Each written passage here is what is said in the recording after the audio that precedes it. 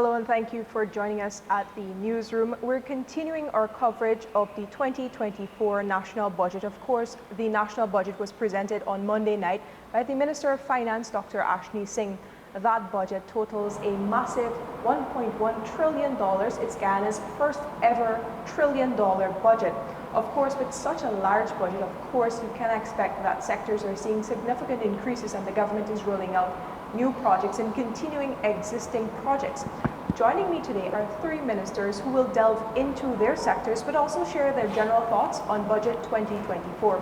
I have with me the Minister of Agriculture, Zulfikar Mustafa, the Minister within the Ministry of Housing and Water, Susan Rodrigues, and the Minister of Natural Resources, Vikram Baral.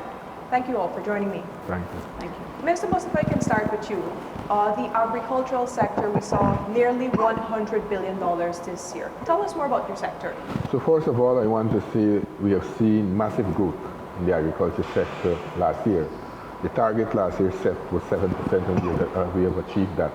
On almost all the subsectors within the agriculture sector, we have seen massive growth, and this came about because of the government's vision and investment in terms of driving the agriculture sector. You know for a fact that Guyana has been placing a strong priorities on food security, and we have been driving the agri-food system in the Caribbean. And this augurs well for us, where we have seen the traditional sector, we have seen growth things, area like the sugar. Over the years, we have seen sugar downturn in the sugar industry. This year, we have seen a 28% growth in the sugar production. We have seen massive increase in rice production from 610,000 tons to 653,000 tons in the other crop sector. But in the new crops, we have seen new crops where Guyana now is projected to be self-sufficient in area like corn and soya to produce our livestock feed. So the agriculture sector, we have seen these massive growth, and these show our commitment in building food security, in delivering to the Caribbean community, and at the same time increase production in these crops. Also, we have seen over the last year massive infrastructural development in the D&I sector. Last year, our budget in the entire agriculture sector was $60 billion. Of course, you said almost $100 billion. This year we have $97.6 billion. We have seen a massive increase in the D&I budget of $70 to $73.6 billion. We have seen $1.3 billion allocated to the rice sector, and we have seen in the aquaculture sector now, which is an industry in our country. We are building an industry. Massive development will be taking place in that sector this year. This year we are poised to start the production of prawns. Prawns is a very delicacy in this part of the world, and we are hoping that Guyana will be the first country in the Caribbean to start export these products coming out from the Caribbean community. So generally in the agriculture sector, I'm very, very satisfied, but this year we will see tremendous growth coming out of this sector. We will see this sector will be poised to take off. This year we are looking to construct the first food hub in the Caribbean, in Guyana, where Guyana will be a distribution point in the Caribbean to distribute a number of food items to various parts of CARICOM. And this will help us in achieving the goal that was set by CARICOM to reduce the food import bill by 25% by 2025. Minister Mustafa, I know your sector is an important one in Guyana's diversification strategy in pushing forward the non-oil economy. But if I can go to Minister Rodrigues, the housing and water sector is something everyone talks about. Everyone is interested in home ownership, and of course you have to get those supporting services, water and sanitation, to help push that forward. We saw a big increase for your ministry as well this year, over $70 billion just for housing development alone. Tell us about that. So we are very pleased with our budgetary allocation this year. Housing and water together totals just over $100 billion. This is $28 billion more than we got last year. So we're very happy about that. We've always gotten support through the Ministry of Finance and from President Ali. Over the last 3 years, we've seen increases in our budgetary allocation to continue with our program. And as you rightfully said, housing is one of those ministries that people talk about a lot because of its major impact on people's lives. And so it's a very critical ministry, and we are producing those transformational effects on people's lives. So continuing with our house lot allocation program, or Dream Realize housing allocation, that will continue this year. Of course, we have another 10,000 lots to deliver this year. We have reached our target of 30,000 in 3 years, and so that allocations will continue this year. Similarly, in the water sector, we had very clear objectives when we came into government for both sectors. 50,000 house lots for the housing sector, and we've gone beyond that by introducing housing construction, helping people with subsidies such as the steel and cement subsidy, the Let-Em housing subsidy. So we've introduced all of these measures to help people to acquire home ownership, and that has been our primary focus in the housing sector. And similarly, for improving quality of life for people, if you look across at the water sector, we've seen significant improvement there too. And we have a lot of transformational projects that started last year and will continue this year. And this is also in keeping with our strategic plan of achieving 90% treated water coverage on the coastline by 2025. 7 water treatment plants have started. We have 5 other treatment plants that are at the tender process right now. So, these projects are multi-year projects, and so the budgetary allocation is to ensure that we deliver on these projects in keeping with our objectives in both the housing and water sector. And similarly too in the hinterland, providing access to communities in the hinterland. We can't forget the progress that we've made there. When we came into government in 2020, there was about 46% access in the hinterland. At the end of 2023, we got to about 86% coverage. So it's a lot of measured progress, and we're always very happy to report on our achievements in this sector. Right. Continuing on that theme of continuing projects, I know in the natural resources sector, for example, there are projects that we're seeing that the government has made allocations for year after year, the gas to energy project being one of those projects. And I think there's a huge sum allocated for that project this year, and we are expecting the project to advance significantly this year. There's also the oil refinery that should be coming on stream, but there are also other subsectors within the natural resources sector. We tend to focus a lot on oil and gas. Tell us a bit more about your sector and the allocations you received, Mr. Barrett. Thank you, Vishani. And let me say that budget 2024 is historic. Historic in the sense that this is the very first budget that we have actually passed the $1 trillion mark. And this didn't happen by mistake. It happened through prudent management of the economy by His Excellency President Ali and his team, Minister of Finance and others, so that we can actually present a budget that every single Guyanese can see an advancement in their lives and something to benefit them, from the small children going to school to our elderly folks receiving their pension and subsidy for light and water. You're right, the gas to energy project would have attracted or gotten a significant amount allocated in budget 2024, $80 billion. And this project, and we have seen a lot of comments, negative comments with regards to budget 2024 not addressing cost of living, not addressing issues of bringing down costs for a number of amenities and utilities that are needed. But this project will address that issue. This single project will transform Guyana. That is in my view, totally. The gas to energy project will reduce the cost of living in this country and advance or improve the standard of living of our people simply by reducing the cost of power generation. We have promised that once the gas to energy project is completed, electricity cost will reduce by 50%. And that is a promise we made. This is a project in its implementation phase, and it's not only about clean, reliable, cheap electricity. It's about the entire ecosystem that will be built out around that. For example, the urea plant, fertilizer. We're now, the gas request for proposal is now out, so that we will have possible investors looking at industries that can be established around that power plant and NGL plant in the Wales development area. And one such development is the urea plant. So we have never really ventured into true industry, manufacturing. This project will enable us to move towards manufacturing. And that is when you really and truly realize the value, the benefits, and the potential of your resources. Because without manufacturing, with just exporting primary products, you can never really realize the true value of your natural resources, or in the case, the agricultural products.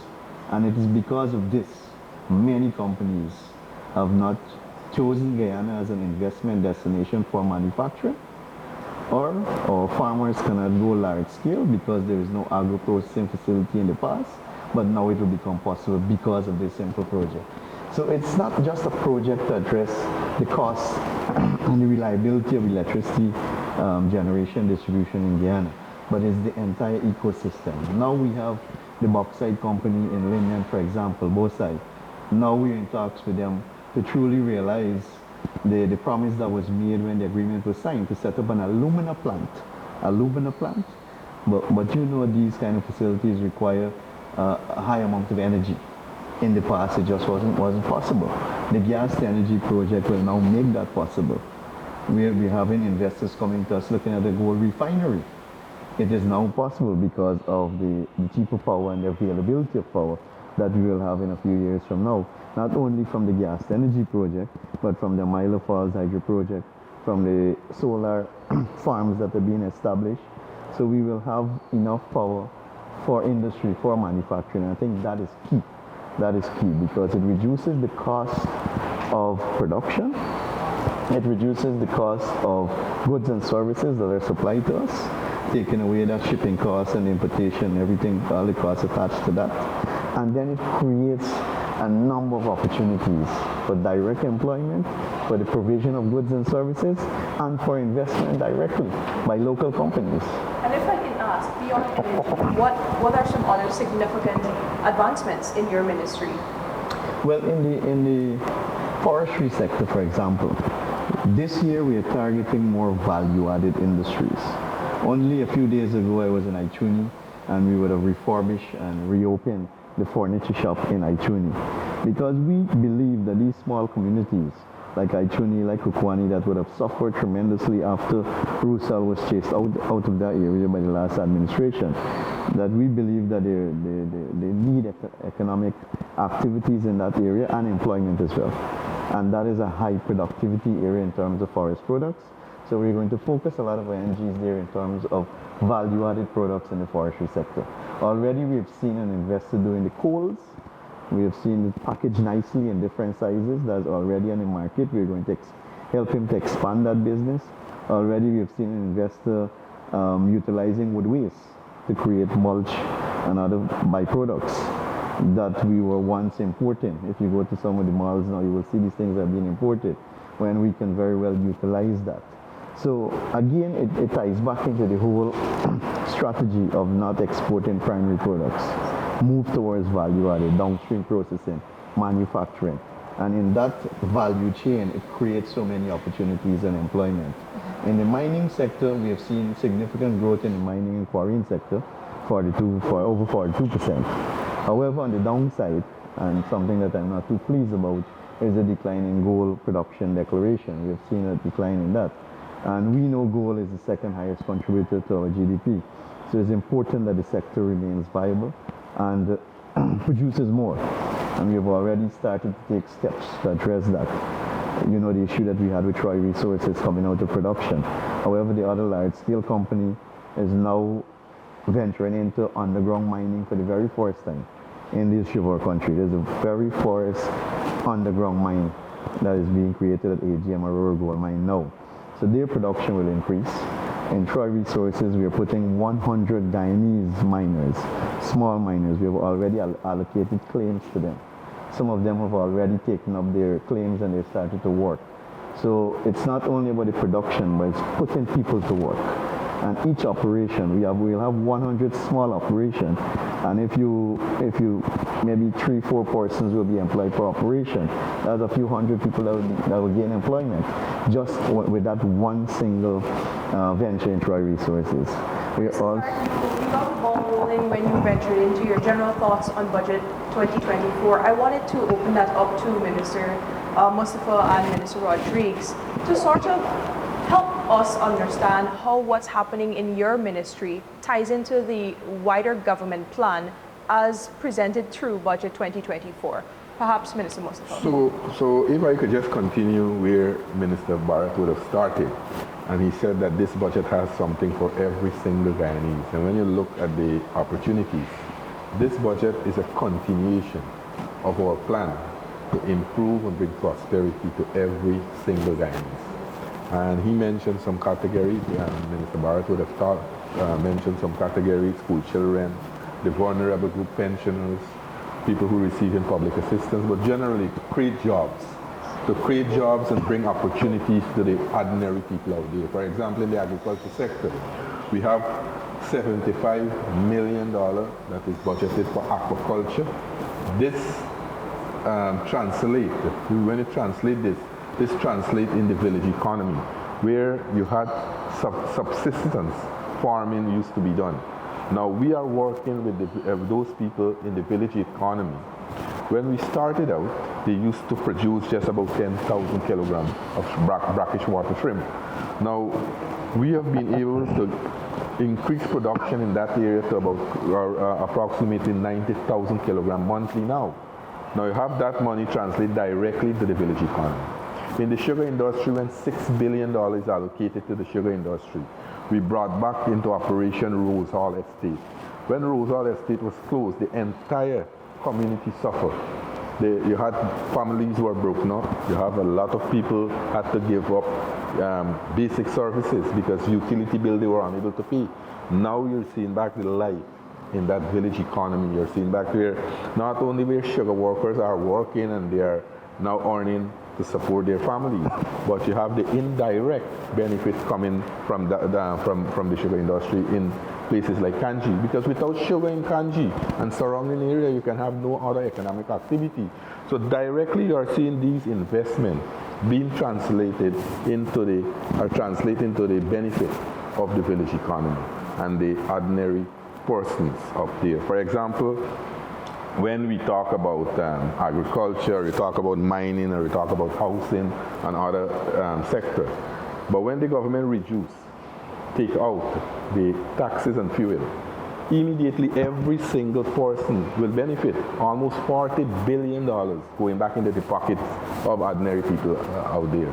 When the government take out the freight charges coming from containers coming into the country, people benefit, ordinary people benefit from those. So directly you'll see the benefit to ordinary Guyanese, right? And I want to support my colleague Bharat when he said that you have the naysayers and the doomsayers will say that this budget is a lot, doesn't suit the poor ordinary people. But when you look at this budget, when you look at the entire program in this budget, it's a lot of benefit that will translate to the ordinary people. For example, the students at the University of Guyana, those students who would have taken loan, now this budget will cater for those people to, as long as they will be working in Guyana, to clear off those loans.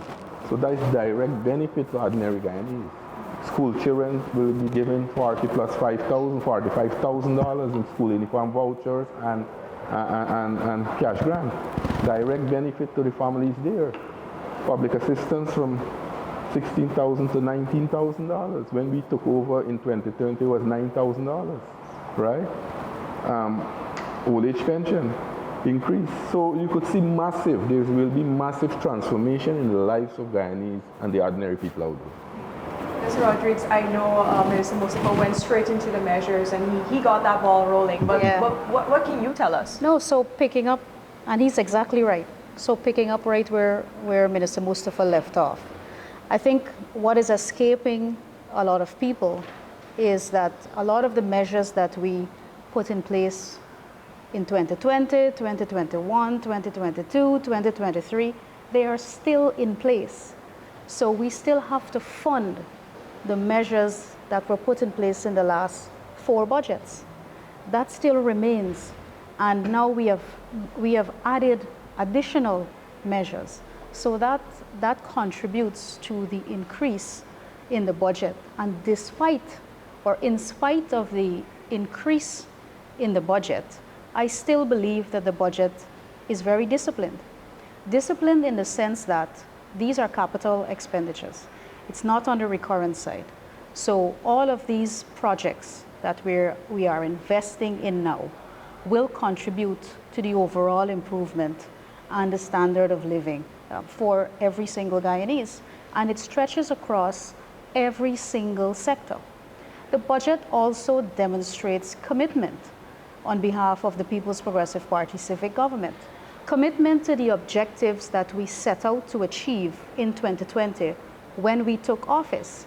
Commitment to those transformational multi-year projects, like the discussion you were just having with Minister Bharat, ensuring that the gas to energy project is financed to its finality so that Guyanese from all walks of life can benefit from a 50% reduction in electricity costs. And it doesn't end there.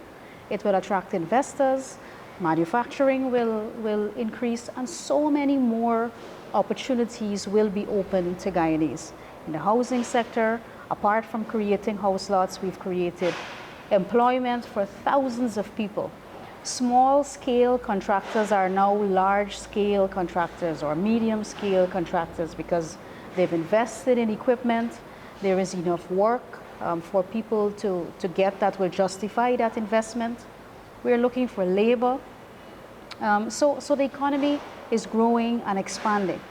The other thing that is associated with a PPPC budget is predictability.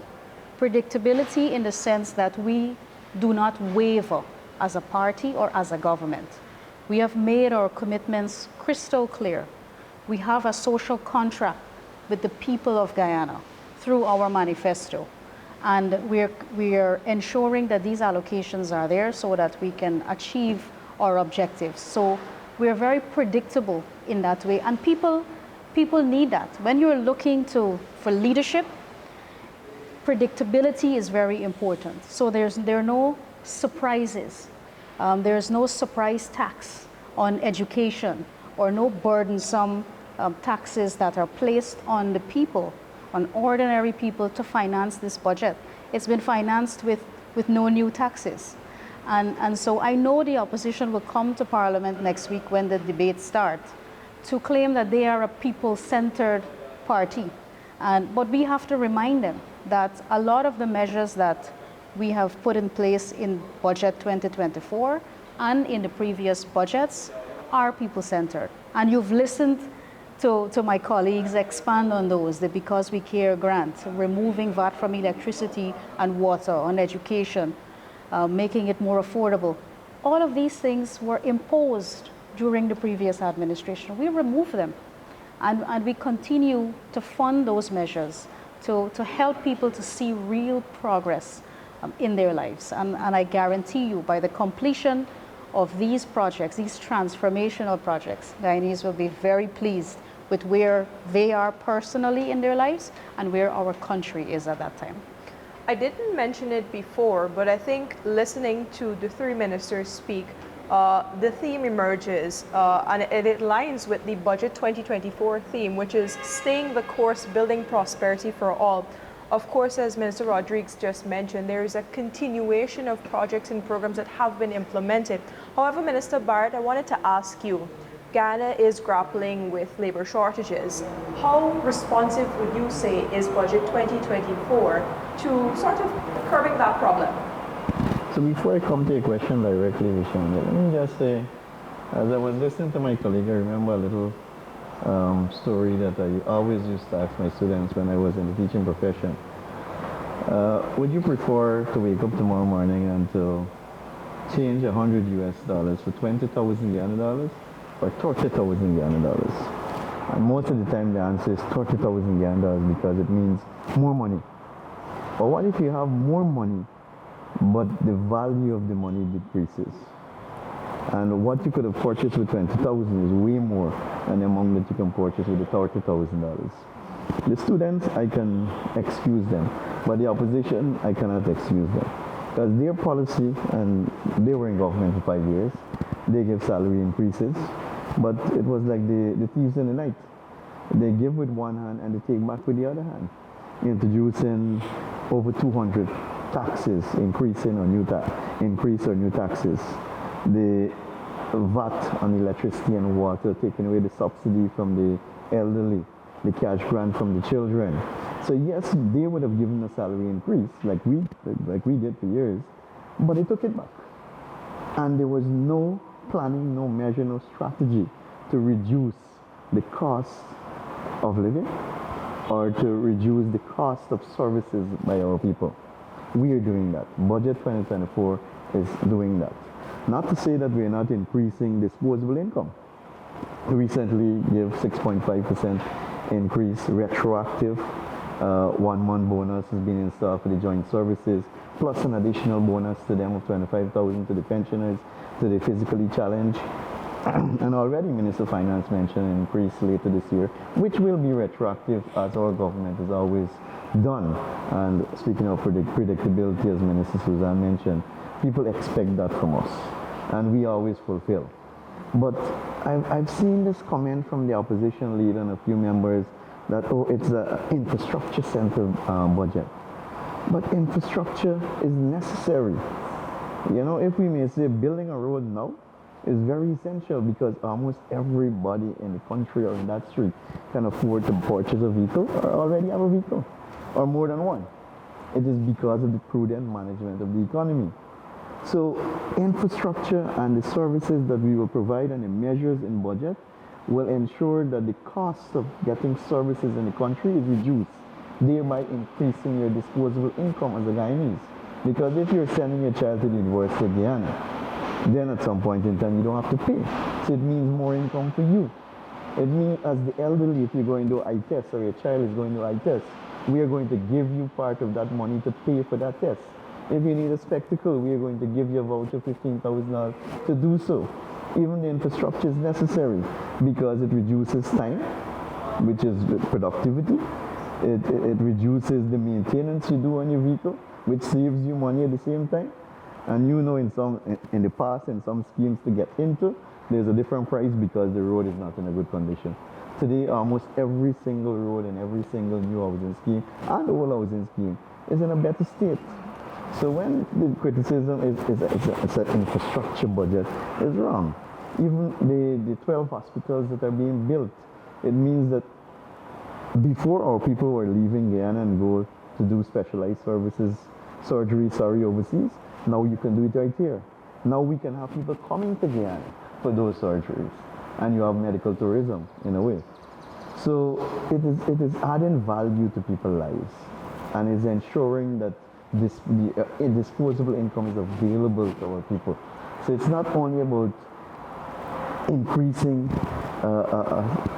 salary increases, but it's also keeping the cost of living to a minimum, like the gas energy project, as I explained, like not paying for medical services, specialized surgery especially, not paying for education at the university level, and so many other measures are there that will help people. The threshold, for example, 13,000 earners, 13,000 workers will no longer pay tax. That's a direct benefit to 13,000 people and their families. And Minister Barrett, how responsive is the budget to the labor challenges? Training, and if you look, we have to keep training people. And if you look at in the healthcare sector, there's a significant budgeted for training. Even in my ministry, if I say, we are working on the Guyana Technical Training College in Port Morat, which will boost training to have people certified to work in the oil and gas sector, because our population is small, and with the type of development that we are seeing, you would expect that there will be some amount of labor shortages, especially skilled and semi-skilled. But there's still a lot of people that we can train and get them into the workforce, especially our women folks, and in the rural areas too. So we just have to continue training our people, and budget 2024 address that. I've seen a criticism that we budgeted $4-point-something billion to the Gold Scholarship, but it is necessary. Any developed or developing country, they have an educated population, and that is how we are gearing our population. We need to bring more people into the workforce, and that by itself will increase the standard, improve the standard of living in a home. There is no longer one income earner in that home anymore, where the husband was earning only. Now you have the wife earning as well. So thereby you can improve the standard of quality of your life too. So I would say training, training, training. Perfect. So there you heard from three government ministers, the Minister of Agriculture, Zulfikar Mustafa, the Minister within the Ministry of Housing and Water, Susan Rodriguez, and the Minister of Natural Resources, Vikram Bhatt. Of course, we are continuing our post-budget coverage here at the newsroom, and in just a few short minutes, my colleague Kurt Campbell will join you all and speak with additional ministers who will give their thoughts on budget 2024. Please stay with us.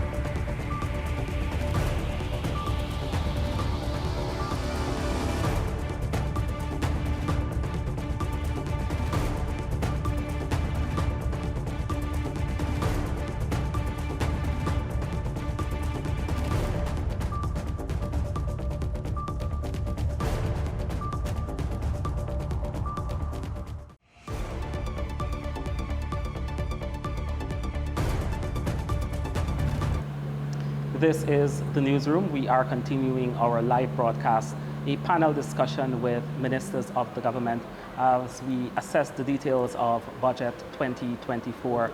I'm Kurt Campbell, and I'm joined by Minister within the Ministry of Public Works, Deodat Indar. Welcome, sir. And he is accompanied by Minister of Public Works, Robeson Ben. Welcome, sir. I'll start. Minister of Home Affairs. Minister of Home Affairs, I'm sorry, Robeson Ben. Former Public Works Minister. I'll start with Minister Indar. There is something about the infrastructure budget that really interests me, and I'll go back a little in history, not so far back. In 2022, the monies allocated for roads and bridges was just over $25 billion. Last year, the first budget funded in part by proceeds from oil and gas, we saw that number moving to just about $76 billion, roads and bridges. This year, we are seeing almost a doubling of what was allocated in the 2023 budget, $204 billion, even though I know the total spending last year came up to just about $134 billion. And we know what the big items are, we know what the big projects are, but interestingly, there's another 70-something billion dollars in this year's budget, an increase from last year for community roads, that's rehabilitation, maintenance. Just help us to understand what is the government's policy and what the government hopes to achieve from this type of spending, big spending. So there are some inconsistency with the numbers you quoted. Right. So the Ministry of Public Works in 2023 had about $183 billion in capital spend. That's just capital. It was 1/3 of the total spend of the whole country, which includes all the other ministries and agencies on the capital side. Public Works had 1/3 of that to deal with a host of different capital works. In 2024, the $204 billion is only for roads and bridges. It doesn't deal with the other capital elements. Correct. Actually, the capital budget for public works is about $224 billion, right? Which is 34% of the total budget of the whole country. Capital I'm talking about, not the whole budget. The whole budget is 1.1 trillion. The capital side of it, and they have a current side of it. The capital side of it is 666 billion. Public works alone have 224 billion out of that. And I do also share some responsibility for energy, the management of the sector with the Prime Minister. That also have another $95.7 billion. When you put the two together, it's 48% of the total capital spend of the country. So let me just give so that is the crux of them. Now they have different areas of capital works. Let's start with the one that you talk about, which is roads and bridges. Indeed, last year we spent close to $60 billion. This year we get 73.4 billion, right? So if in a community, first of all, when we took government in 2020, we walked the country when we were in opposition, when we were campaigning, and we saw that the place, the entire country, every community, every street was dilapidated. They did 50 roads a year. The whole budget in 2015 was 39 billion for APNU. The whole budget for every agency, including public, was 39 billion. Now we have one line item doubling that amount in a single ministry. That tells you what you had then and what this government is doing.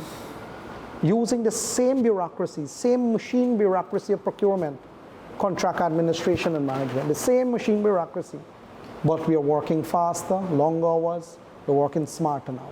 Now, roads. If you go in a community and you have 100 roads, and you do, in year 1 you do 5, year 2 you do 10, year 3 you do 50, and they have a couple more remaining. Say you have a fraction remaining, another 20 roads remaining. Are you going to stop doing those roads? What will happen when you go into the community and say, one set of the residents say, well, you finished those roads, but you all didn't come by me. And that is what's happening, cascading throughout the country. So when you're on a track to do the right thing, and you've been doing the right thing as a government, building roads, building stellings, doing CD fences, right? Doing highways, bridges. When you're on a track, on the right track to build out, you can't stop in the middle of the race. You gotta continue. That is why this budget is categorized as staying the course, because we are on the track and we are moving at a speed that nobody else in the world is moving at. Last year we closed at 33%, this year is 34.3% projected growth, I believe. So when you're moving at that speed, you can't just stop and decide I'm going to detour. You have to press on. Look, sand and stone. For you to build any country, you need the ingredients to build it. You need sand, you need loom, you need aggregates, you need steel, you need piping, you need labor, you need machinery. Look at sand and stone. Sand, last year we produced about 7.8 million tons of sand. Let me just tell you, 7.8 million tons of sand. In 2019, prior to 2020, it was 700,000. We are producing 10 times the amount. That's just sand. That's why you see the trucks them all the time on the road. Thousands of trucks breaking up communities, and we gotta apologize for that. But when you're building a country, there are certain, what do you call it? the necessary evils that come along. If you're going to build a country, if you're going to build a housing scheme, you need to carry the sand to make sure the earthworks is built to the design capacity of how it's supposed to be built, and then you build your roads, and then you put in your house lots, you allocate your house lots, and so on. So there is some level of disruption that is happening as you're building. So coming back to roads, since we came in about 2020 to now, we build about 4,000 plus roads. How many roads are you building this year? Well, 73.2. There's just community roads. I have urban roads. I have main access road. I have farm to market roads. I have a whole different category of roads. That 73 billion is just miscellaneous roads, what we call community roads. There's another line for the other roads program. Then you have the highways that we're building, like the Grove to Timeri. We have the Linden Sus, like we have the widening of the Sheriff to Orange Nassau. We have Borbies. We have Schoonard. We have the East Bank Road. We have Region 3. We're going to do 32 kilometers from Vorsails to Perique. We have plenty roads. All different kind of these roads, and we're building roads in existing communities, and we're building roads to open up communities. We're building our stellings because goods are moving, people are moving, the economy is revving all over. We're building stellings, we're building, rehabilitating those stellings. We're building airstrips, hinterland roads, hinterland airstrips. In the hinterland, we're building 45 bridges designed to accommodate containerized traffic. All of those things. So when you're talking about building a country, my brother, you have to look at it from top to bottom, and you have to have a comprehensive plan. You just don't, pick this and pick that. You must have a plan of how you're doing it. So what we're having here, and that's just public infrastructure I'm talking about. I'm not talking about energy infrastructure yet, or aviation infrastructure. That's what I'm saying. I know your ministry is carrying the bulk of the government's transformational project, and I'll come back to all the other things that come under your sector outside of roads and bridges. But I just wanted to bring in Minister Ben to talk quickly about the security sector. Over $90 billion in this year's budget, with specific allocations for the Guyana Police Force, the Guyana Prison Service, and also the Guyana Fire Service. Based on my examination, there is sort of a recurring theme throughout those allocations. Lots of money being spent on training, lots of money being spent on improving the infrastructure across these agencies. Help us to understand why government is spending in this way.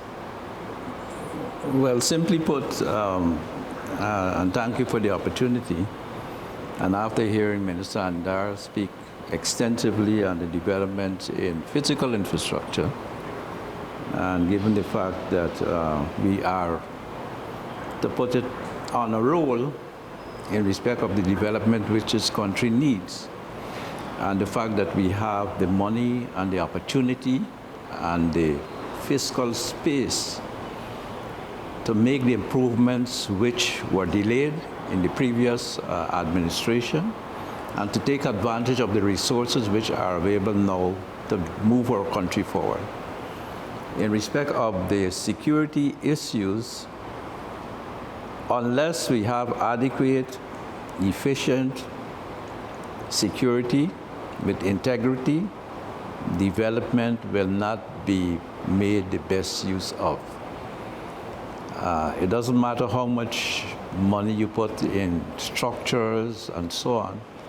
If we are unable to secure the country, the public spaces, if we are able particularly to secure our democracy, we will not be moving ahead. We will may not make good the bounty, as it were, in respect of the oil and gas revenues specifically, and in respect of the growth in the other sectors of the economy, whether it's mining, whether it's agriculture, and forestry in the other sectors of the economy.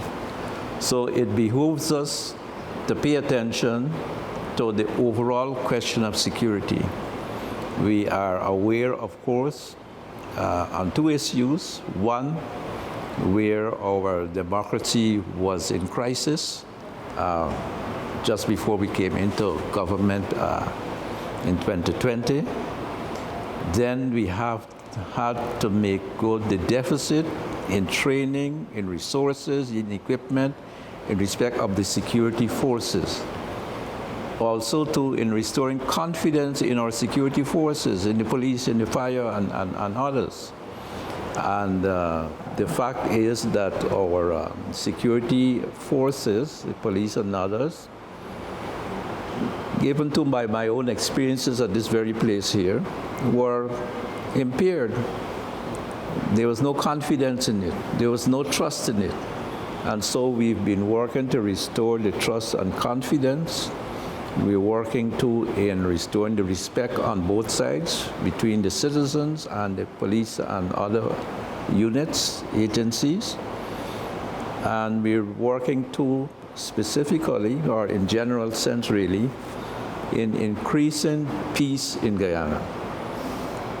We will not make the best benefit of the opportunity, as I said, if we are not able to secure the gains we have made, if we are unable to secure the opportunity that we have for future generations, if we are unable to increase peace so we can make the best use of what we have now in respect of our development in our economy and all of those things.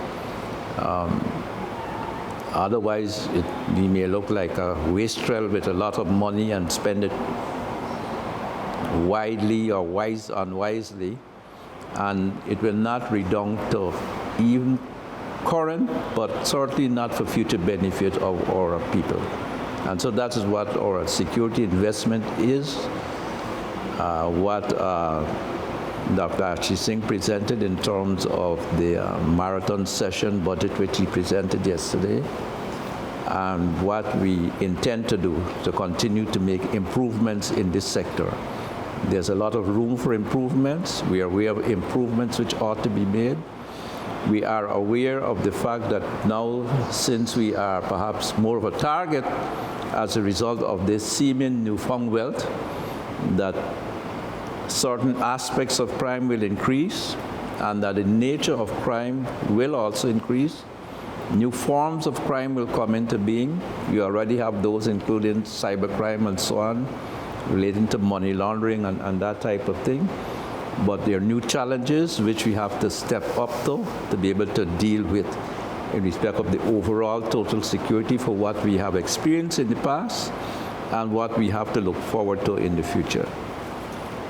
Minister, even as we talk about the security sector, I know lots of Guyanese were looking to see how the government will spend on defense this year. And I know it doesn't fall squarely on the youth. The finance minister did not mention much about it in his presentation.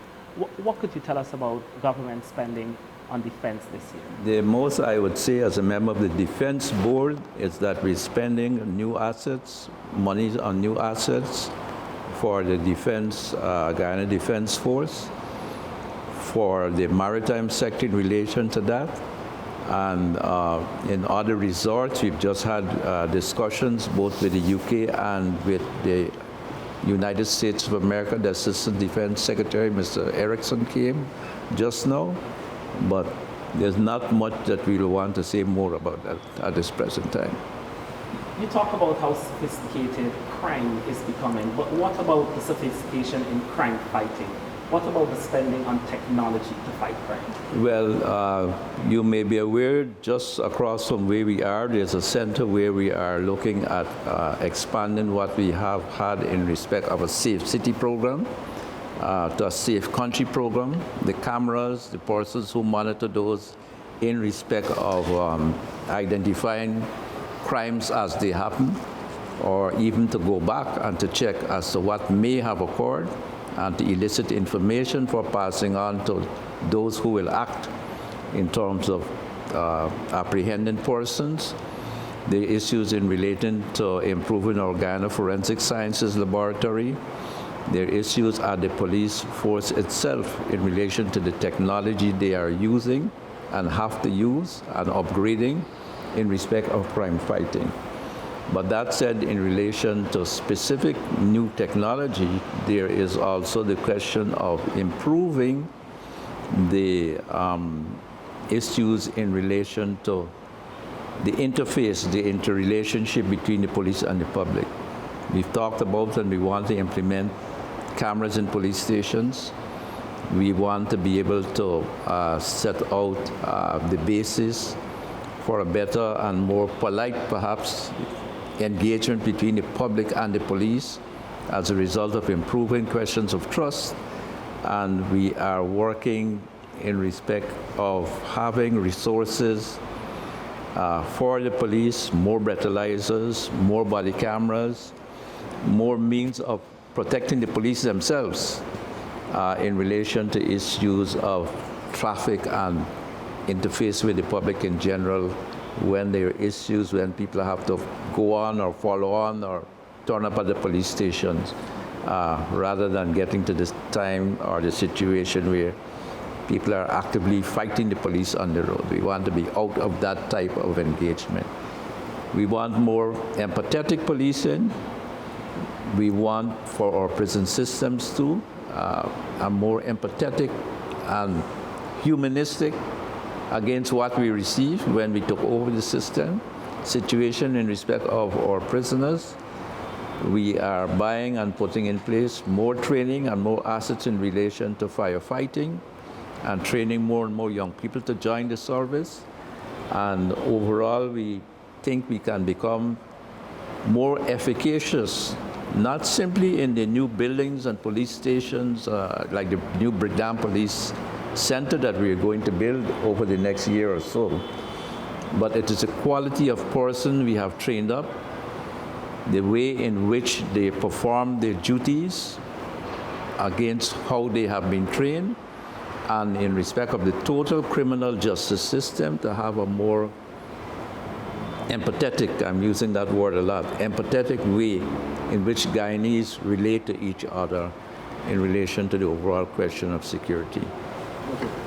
Minister Indar, you spoke earlier about your shared responsibility in terms of managing the energy sector. $90 billion, $95.6 billion for the energy sector this year. Some of the spending goes to bringing new, clean, green sources of energy online, solar, hydro, and even the gas to shore project. But also there is support for improving the capacity at the Guyana Power and Light. Could we talk about that level?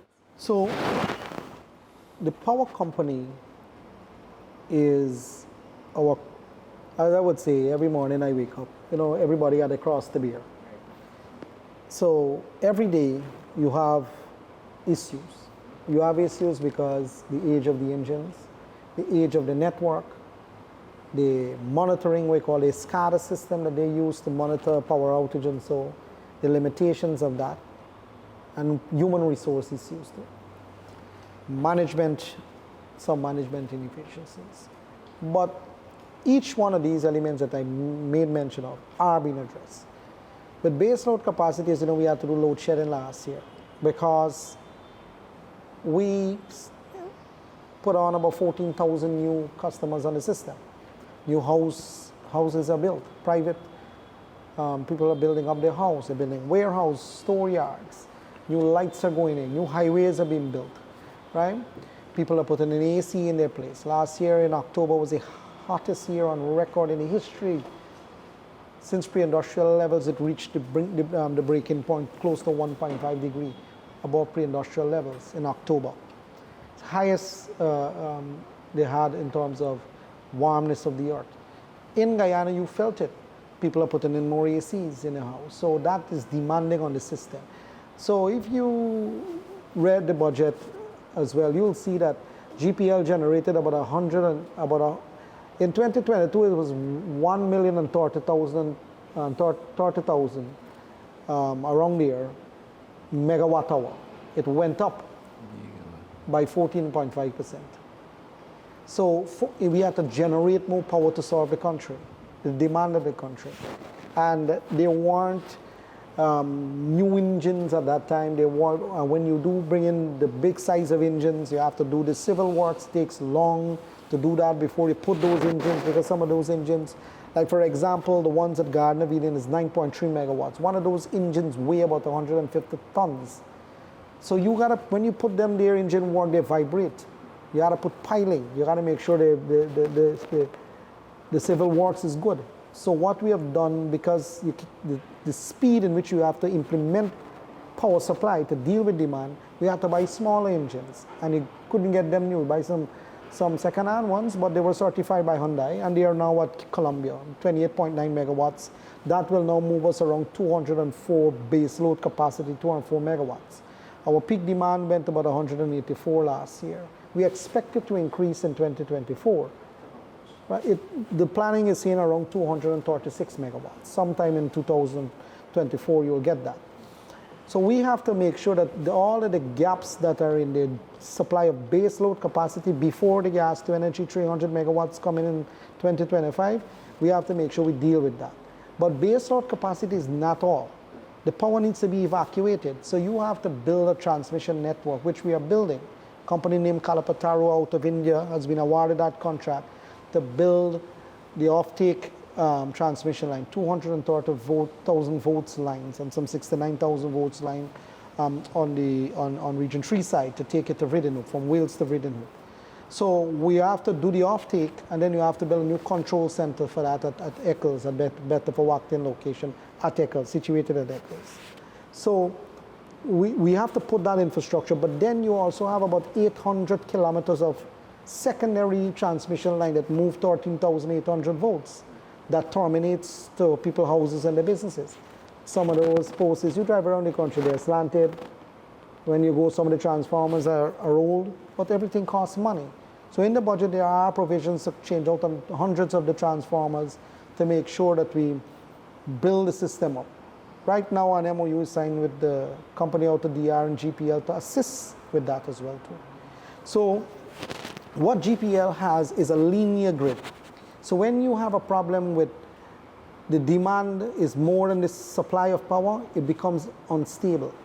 So anybody shock that system, or if you have a substation give a problem and a couple sets come down unexpectedly, it pulls down the entire network because what you call the frequency on the grid is dropped. It's normally be at 60 hertz. So sometimes it drops. The minute it drops, it shuts down the system to protect the generating assets on the substation.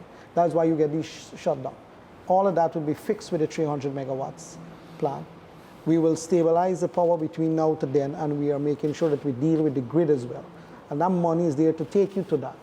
I ain't saying 2024 will be back out free.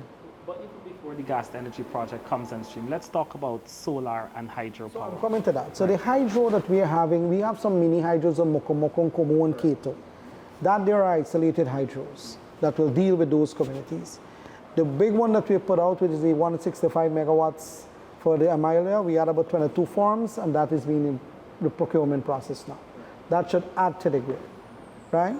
You have a 300 megawatts coming on, and we have another 33 megawatts of solar grid that we're going to do. 8 megawatts of Essequibo and about 10 megawatts of Orbis.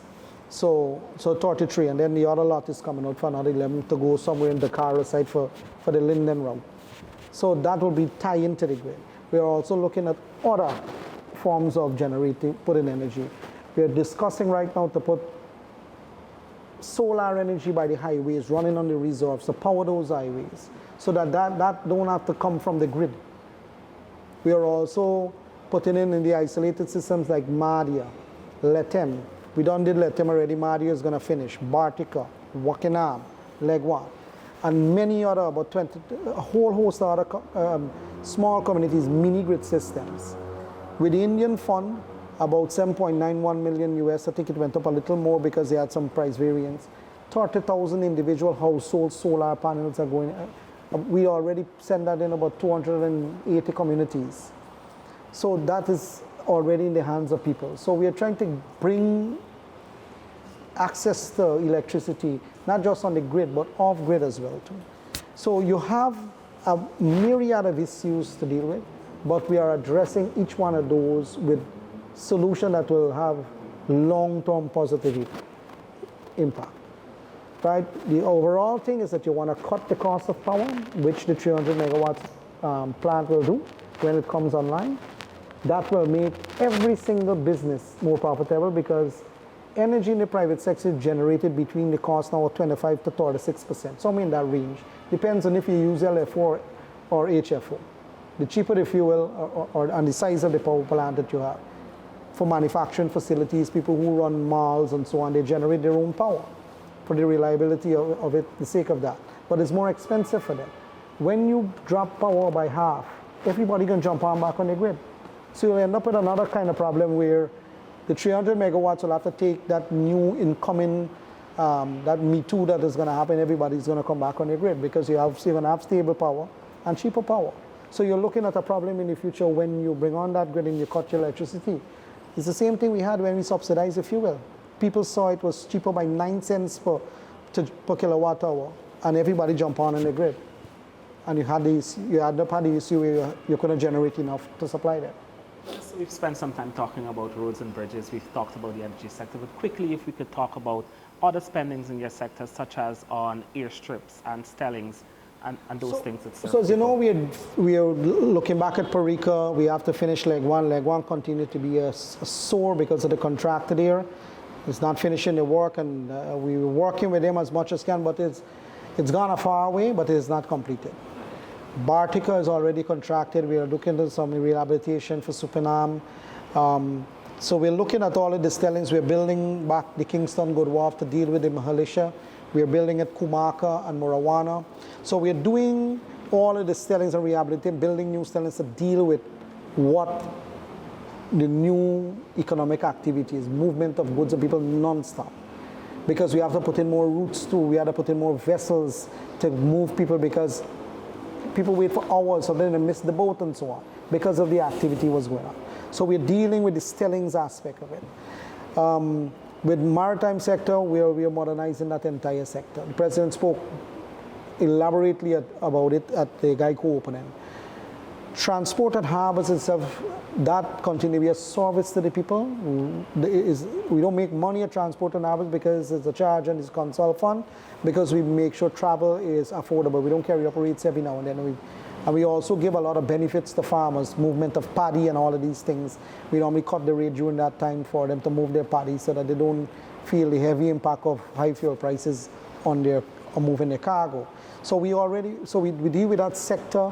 We manage that sector as much as you can because those vessels are old.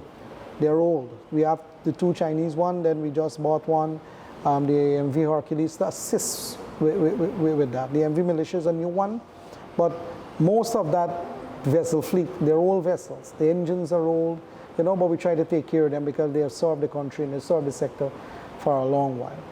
Minister, then quickly as we wrap up, I just wanted Minister Indar establish how, just on the energy and infrastructure, how almost half of the budget on the capital side is allocated to that.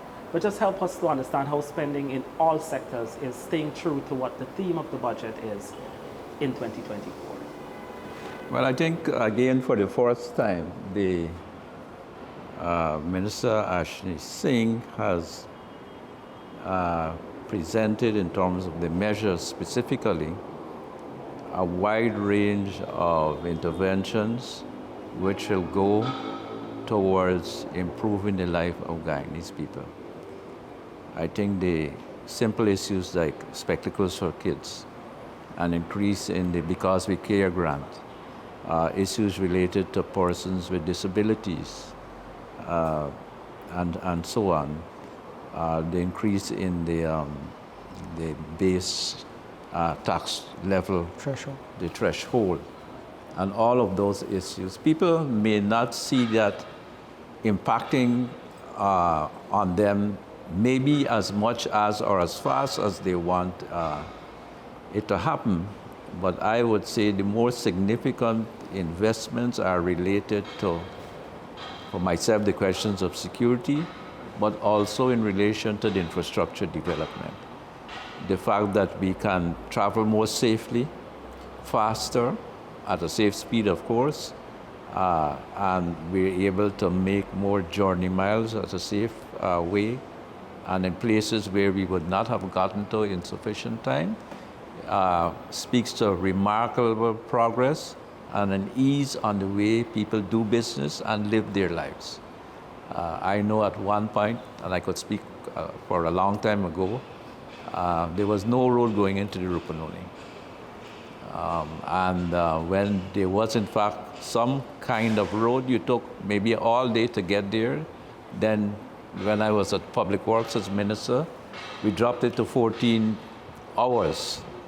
And then we said, if we want to make good on the benefit of the growth in agriculture in the Rupununi and moving goods back and forth to Brazil, northern part, that we had to have a bridge over the Copacabana. We're going to realize that. And those things are dramatic improvement, even in my own lifetime. I remember as a young geologist trainee going to Copacabana from the Muro River on an expedition. There was no road, and we had to drove over from the Essequibo River at Copacabana to Canister Falls on the Demerara River. No road, nothing. I expect to live a few more years longer, and I expect to see a bridge over the Copacabana, which will dramatically transform what is happening. The road will become a 24-hour road. Correct. The goods, right now, people are planting corn and soya now in what is complete grassland at giving jobs to people there. And we expect that our export potential from Guyana and from Brazil will be realized. And so we'll be more multifaceted in terms of agriculture, in terms of our total economy, as a result of the infrastructure which is being put in place. Of course, being biased for the present position, we have to secure all of those things. And putting in those new roads and infrastructure will bring new challenges in who and what comes through. And we'll have to secure that. The fact that we did with the Brazilians do a bridge across the Takatu was important at the very beginning, but now the critical step is finishing the road from Linden to Mabura, putting in the bridge over the Essequibo, and then continuing on into the savannas. I would have to say and remind Indar that when I left as Minister of Public Works, we had the money to do the road from Linden to Mabura. We had the money on the UK funding, and the previous government did not spend the money to do that road. It's now being done. We came and we did it. Yeah, now we are doing it. The money was there. Similarly, money from India for the ferry. We got that money. Ramatar president then went and we said we needed two things. One, we needed a bypass road from Ogle going all the way. Which we're doing now. We are doing now. The money was there to do it, to buy the boats and to do that road. We came in and we finalized. And the money was still there to do it. They never made use of the money. So the question has to be, and it's being answered, I think, even as we speak, in which government, which political institution, party has the genuine interest of the Guyanese people at heart. Why wasn't the money spent? Why were not these investments made? And I think we're giving the answer now. Mm-hmm. And there was a question of staying the course last night and no turning back. There'll be no turning back now. The resources that are there, the money is there. We need to get our Guyanese young people more trained up by way of apprenticeships. And we have the school at Port Moran. Yes, and by getting more interested in getting steady jobs and staying the course with entry-level jobs so that they could go up the lab in terms of skills, technicianships, and so on, to match up themselves with what is happening in our country in the growth.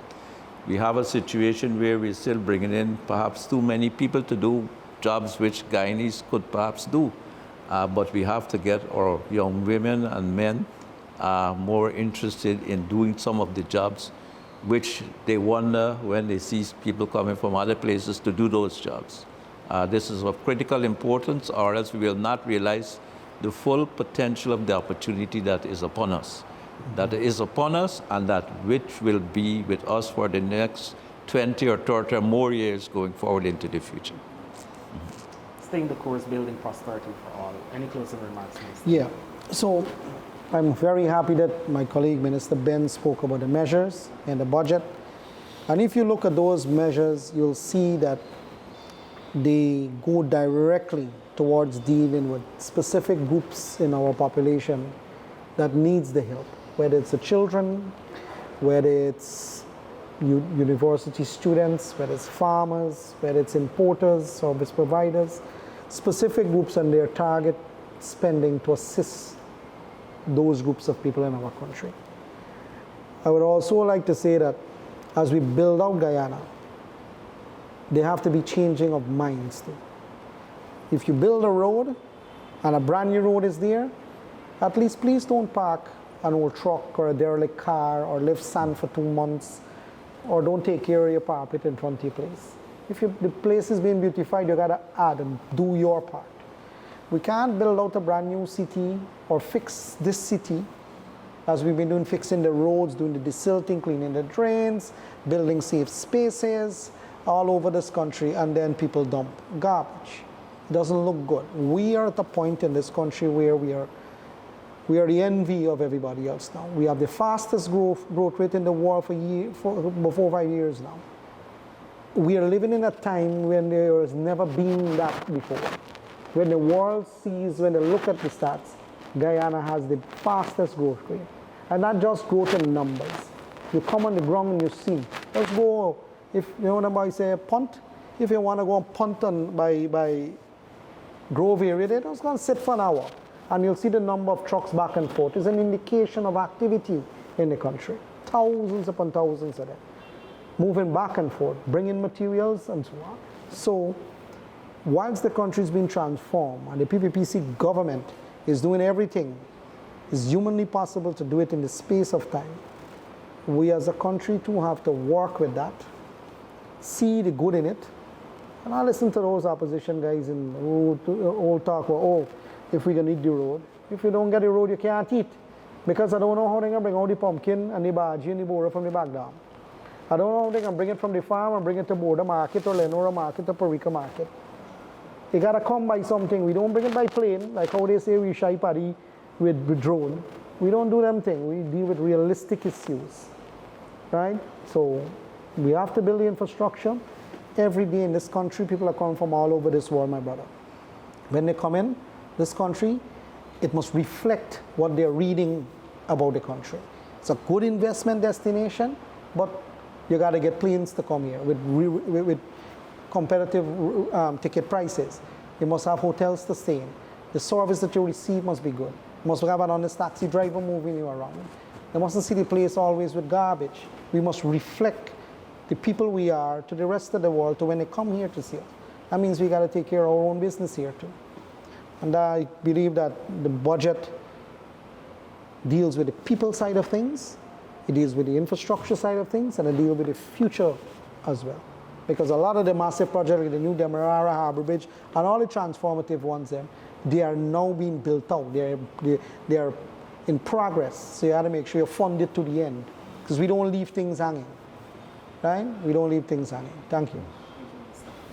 We are going to wrap up our live broadcast, panel discussions with ministers of the government, going through sectoral assessment of the 2024 budget. We just heard from Minister within the Ministry of Public Works, Deodat Idar, and Minister of Home Affairs. And earlier, my colleague Vishani Ragobeer carried you through with Minister within the Ministry of Housing, Susan Rodriguez, Minister of Natural Resources, Vikram Bharat, and Minister of Agriculture, Zulfikar Mustafa.